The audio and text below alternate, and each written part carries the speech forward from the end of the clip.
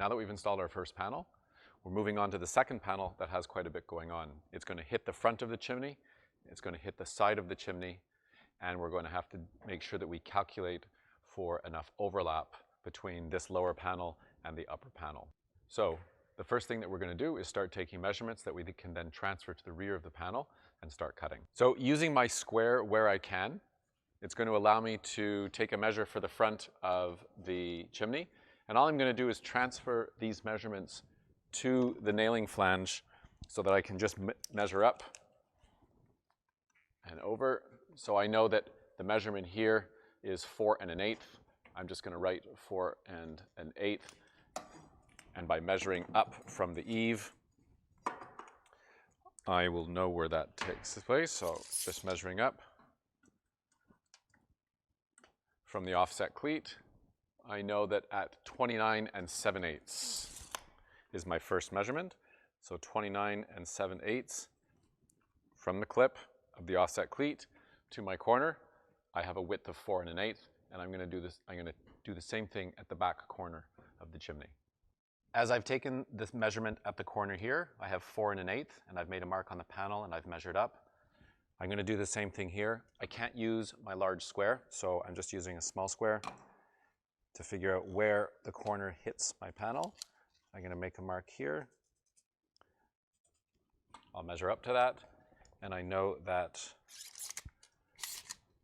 just looking here, I can see that we have, again, 4 1/8. So I have the same measurement, 4 1/8, 4 1/8, and measuring up from the offset cleat, I know that this is at 55 1/2. So 55 1/2, and then we're going to walk up the wall. I'm going to bend this next panel. It's going to come to the side wall of the chimney, and it's going to bend up, let's say 2 inches. Actually, we can bend it up 3 inches. So we have a 3 inches that we're going to bend up the wall. And then from the corner of the chimney, I want this panel to come up 16 inches. And that's going to allow me for good overlap when we install the valley and the upper panel. So we know that the 16 inches from the mark that I've made just here brings us up to here, and that'll be the total length of our panel. So I'm going to come down, transfer those measurements to the back of the panel, and do the various cuts and folds that we need to do. We just took the measurements for the panel, for the second panel, and what I've done now is transfer them to the reverse side of the panel, making sure that I'm measuring and making my marks from the right rib because we've reversed it, so something that's really important. I know that this is the bottom of my panel because I've marked it with a B, and on the nailing flange I've made marks at the corner of the chimney. This is the corner of the chimney at the bottom, and this is the corner of the chimney at the top. 4 1/8, the distance between the chimney and the metal panel that's already installed, and I've given it another 3 inches to bend up the wall of the chimney. So I've made a note here that this is my bend line and this is my cut line. So now I'm going to go ahead and cut along the various measurements and the lines that I've marked on the back of the panel so that we can then finish the end and install it. A note as I start to cut this rib that sometimes you have to be a little bit rough with the metal. We're not cutting paper, we're not cutting wood. When you've got multiple layers and formed steel, you've got to be strong with it. So this is 26 gauge metal, but whether it's 29, 26, 24, which are the gauges typically used in residential and light commercial construction, you have to be somewhat forceful with it.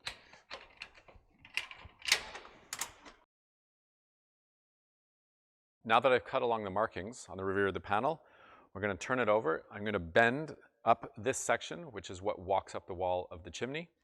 I'm going to bend up this section, which is like a bread pan fold at the front of the chimney. And when we get up onto the roof, we'll make some adjustments where this section hits the cricket.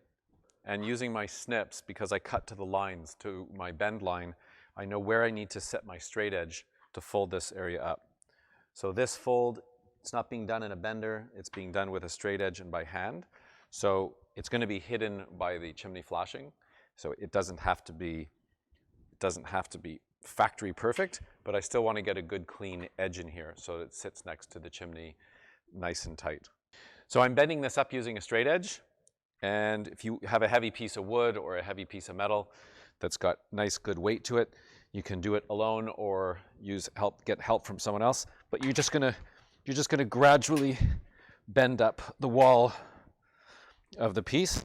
And then once you've got it at 90, you're gonna push it back a little bit so that there's some spring against the wall of the chimney. You don't want it sticking out. You wanna have to push it in a little bit. So I'm gonna open the angle just a little bit. And there we go. That's the sidewall. I'm gonna turn this up for the bread pan fold, and then we can go, and then we're gonna finish the end of the panel so it can hem into the cleat. With the fold up along the chimney sidewall and the bread pan fold at the front of the chimney, one more thing that I have to do is finish the panel end where it clips into the offset cleat at the eave. We transferred all the measurements, cut and bent the panel that hits our chimney. We have a hem that clips into the offset cleat, which I've already done here. Using a rubber mallet, I'll be able to knock the panel up. We have the end of the panel rib, which has been folded and closed. We have a bread pan fold up here at the chimney, which is going to go behind our Z-trim. And you can see here that the sidewall of the panel has been bent up so that it rises up to 3 inches, so that it goes up the wall 3 inches, and that's going to be behind our flashing. So I'm going to go ahead and install this panel. Now that the panel's installed, I'm going to leave these corners for now, and I'm going to fold them later on. Now I'm going to install the next panel that is going to hit the front of the chimney and come up the sidewall on this side. So it's really just a continuation. It's going to be the exact same thing that we did, but in reverse on the last panel that we installed. So I'm going to go ahead and take the measurements using my square. I want to make sure I need to see where we hit this corner and where we hit the corner at the top. Thanks very much for watching, and if you have any questions, please reach out to your All American Steel rep or shoot us a note through social media.